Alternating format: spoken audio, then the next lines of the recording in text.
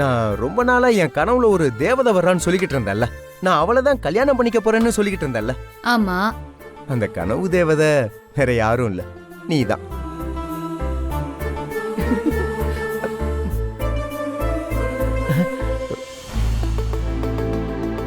பாத்தியா, இந்த விஷயத்தை கேட்ட உடனே நீ அப்படியே அதிர்ச்சியா இருக்கணும், இல்லைன்னா சந்தோஷப்பட்டிருக்கணும். ரெண்டுமே இல்லாம அப்படியே நார்மலா இருந்தா என்ன அர்த்தம்? இந்த விஷயம் ஏற்கனவே உனக்கு தெரியும், ஏன்னா நான் தெரியப்படுத்தி இருக்கேன், அப்படிதானே அர்த்தம்? நான் என் கனவுல பார்த்த பொண்ணு நீதான்னு உன்னை எங்க தெரியுமா கண்டுபிடிச்சேன்? நம்ம தாரிணி விஷயமா அந்த காட்டூருக்கு போயிட்டு திரும்ப வந்துகிட்டு இருக்கப்போ ஒரு கிராமத்துக்கு வந்தோம்ல, அப்பதான் கண்டுபிடிச்சேன்.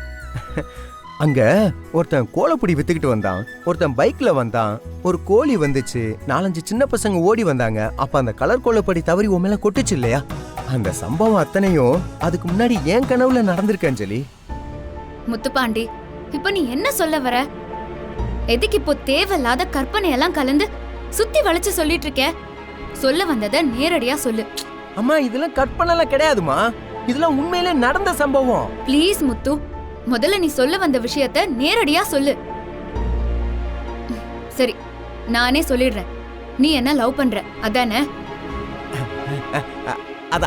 அதேதான்.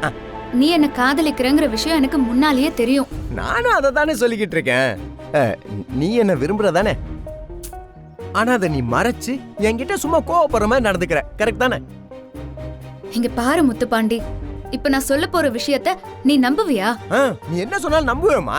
முதல்ல கொஞ்சம் ரிலாக்ஸ் ஆகு. நான் சொல்ல போற விஷயம் உனக்கு ரொம்ப ஷாக்கிங்கா கூட இருக்கலாம். அப்படின்னு சொல்ல போற?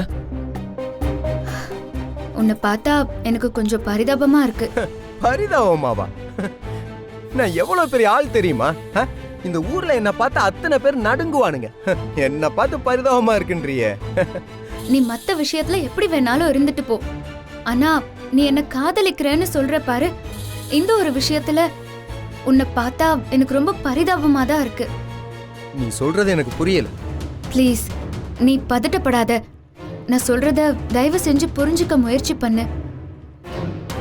நான் உன் மனசை காயப்படுத்தணும்னு இத சொல்லல.